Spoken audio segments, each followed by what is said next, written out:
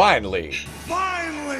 We have Friday the 13th news, and it is on the other side of the intro. Roll it!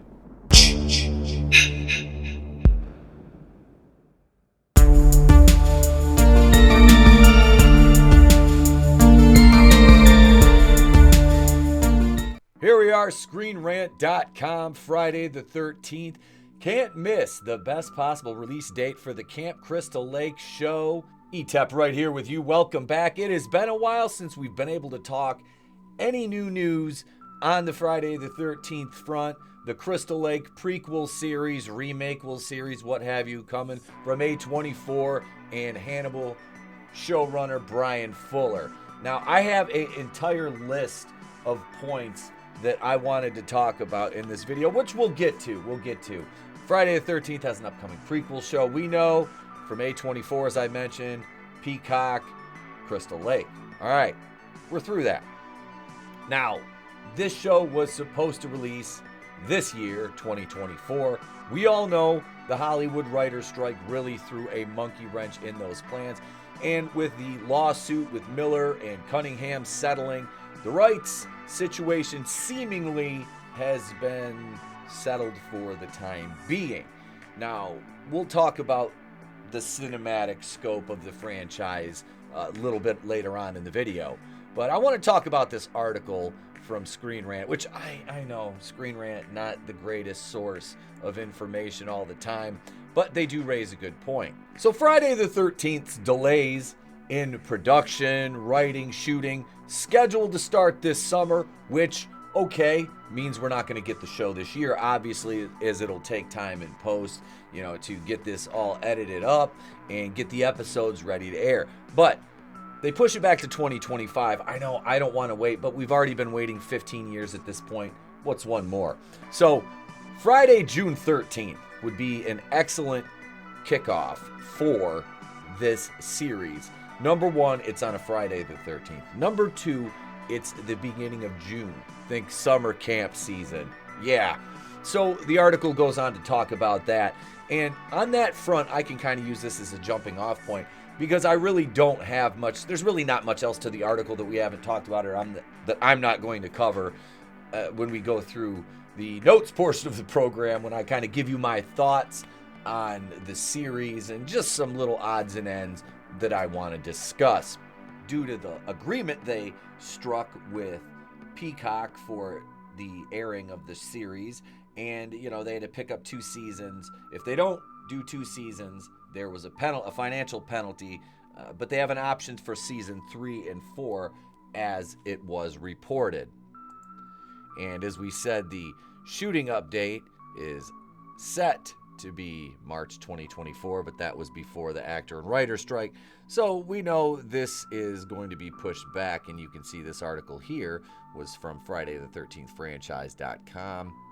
There's been no indication of how many episodes the seasons will feature, but if you go by the modern television model and look at some of the other streaming series with franchises such as Marvel, I think you could wager a guess to say this will fall somewhere between the 6 and 8 episodes per season. Now, as a fan, do I want more? Absolutely.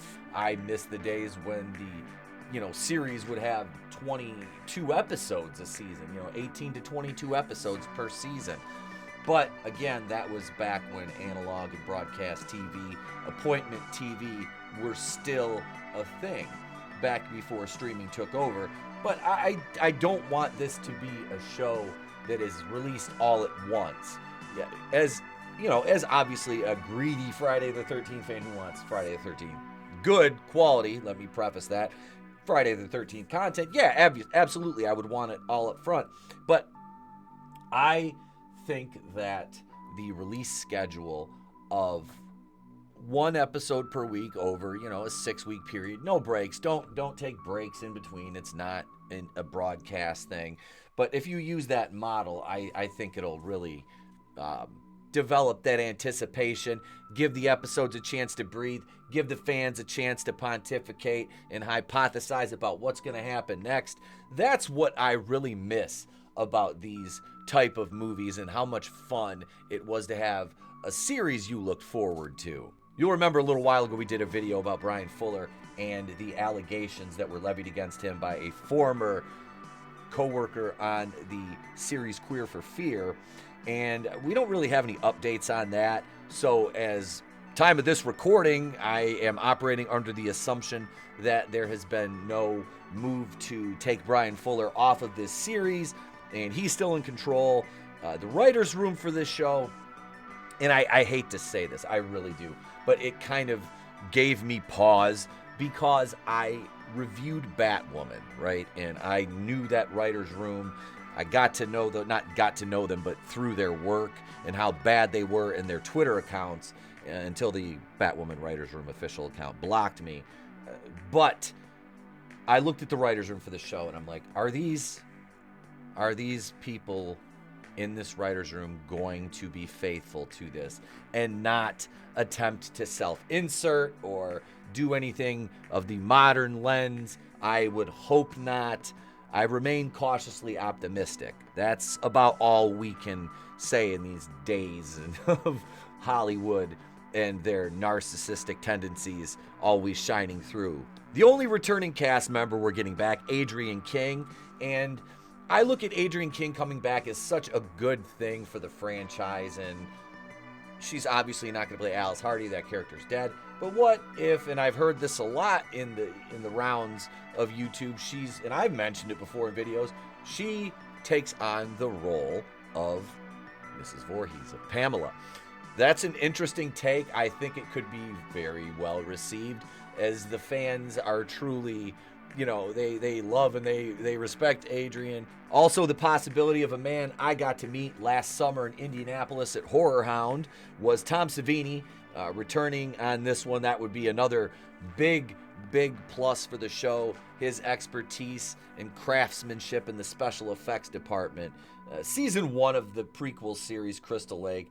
Season 1 of the series should, rightly so, focus on Pamela, her backstory, Jason, setting up the things that we didn't get in the movie outside of a few shots, and then in the 2009 version, how they alluded back to him being bullied. I am not a fan of the 2009 version, not at all. There's a few things I do like about it. And we did an entire Monday Night Going in Raw episode dedicated to my question, was I too rough on the 2009 version, which I still don't think so.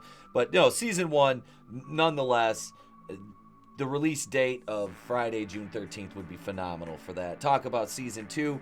We need to go into the adult Jason, and Fuller stated that we're going to see different variations, multiple iterations of Jason throughout this series.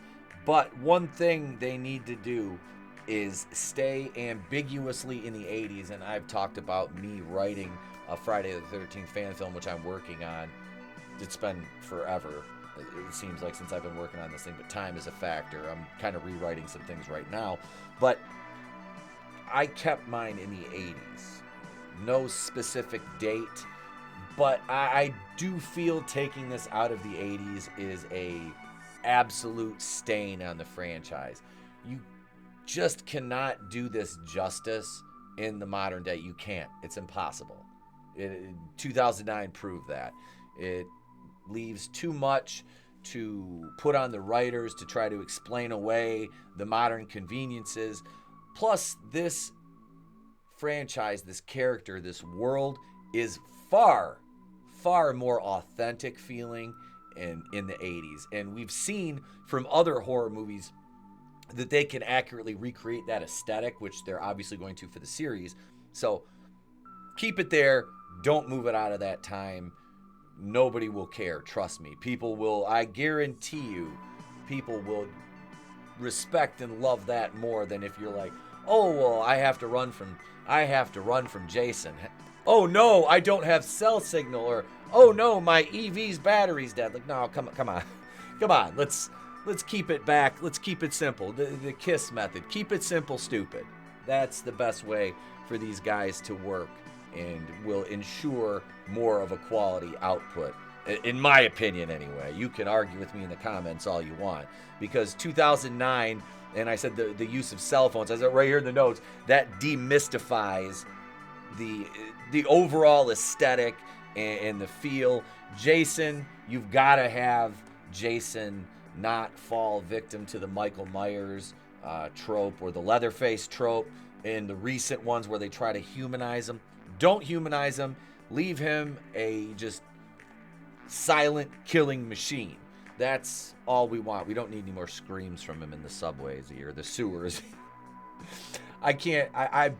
You guys know I love these movies. The original 8 are my favorite. The New Line Cinema ones. I haven't ever reviewed them. I haven't because I'm just. If you could hear, I'm like crushing this pen in my hand right now when I think about New Line Cinema and Friday the 13th. No. So, no, Jason Strong, emotionless, he is a revenant. That's how I picture Jay. Jason is a revenant. He's an agent of vengeance, and that's what I love. Friday the 13th Part 6, Jason Lives, my favorite entry into this franchise, and the original 8, while I do love them all, Part 6 has always stood out. Part 4 is fantastic, though. I've gotten more of an appreciation for the final chapter over the years, and great movie. Part 3. Okay, I'm getting off topic here, but then we have the rumored Blumhouse Sean Cunningham Friday the 13th movie, and I'm not going to complain about too much Friday the 13th content. I know that people, it's kind of like the Halloween situation with Miramax. We're going to release a TV show, and we're going to have a movie, and people are like, well, that's too much. You can't. Why do you don't really have to maintain continuity. I mean, don't do we're going to build an MCU with Jason or Michael Myers. Don't do that. You can make the show stand alone. You can make the movie stand alone from the individual continuities. I mean, so here's the quote right here. Jeff Locker and Jeremy Weiss, he says in an interview with Bloody Disgusting, Sean hired me to do a rewrite on The Night Driver, and after working closely with the director Jeremy Weiss and him on that, we naturally got to talking about Friday the 13th and House. Jeremy and I pitched our dream reboot to Friday the 13th with Sean's blessing to keep developing it with him. It says, obviously the prequel TV series has reignited interest about a new film, so we're hoping the surrounding excitement will inspire both sides to come together and give us Jason on the big screen again for the first time in 14 years, but we also have a plan B for a sequel to the original we think fans will absolutely love and should avoid any legal entanglements. And yes, because each of the rights, it's still complicated, but we know the TV series can use anything and everything.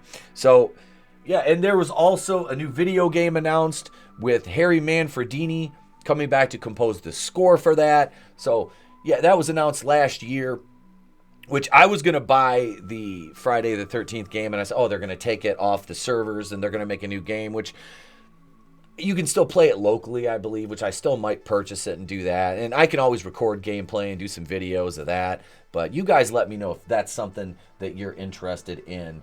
This new game, though, will not be a sequel to the 2017 game. It will be a new and stand on its own altogether. So the bottom line, we want more Friday the 13th. That's the caveat. We want more Friday the 13th. It's been 15 years, and it's been even longer since we've got anything good.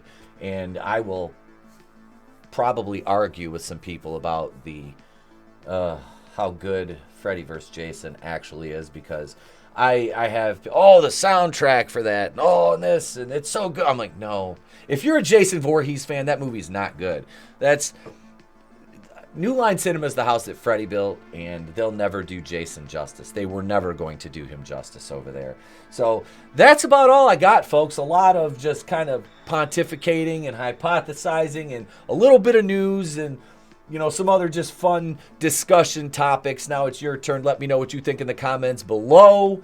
Are you ready for this series to come out? I'm ready for it now, but we've got to wait another year. So be it. As long as we get something, because we need it. It's been too long. We've been deprived of the man behind the mask. So leave your thoughts. If you're not subscribed and you're new here, we're getting ready to rebrand the entire channel, and all I can say is we're going to have fun. You guys are going to enjoy it, and I'm looking forward to bringing you much more content, many more single release videos. I know, gang, I've been a little bit behind, but channel members, this one's for you first. Public gets it next. That's it. I'm Etep from the Place to Be Reviews. I've been here with all of yous. If I don't see you, have a great day. Pleasant tomorrow. I will catch you on the next one.